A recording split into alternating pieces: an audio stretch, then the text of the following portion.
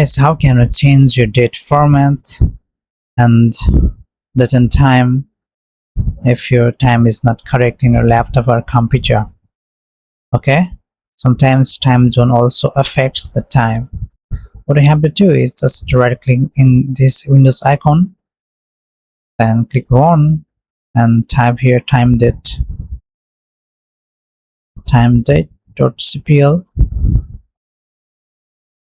hit enter, and here you can find out many options. Okay, you can change date and time from here, and this is for the date and this is for the time, and you can change the time zone from here.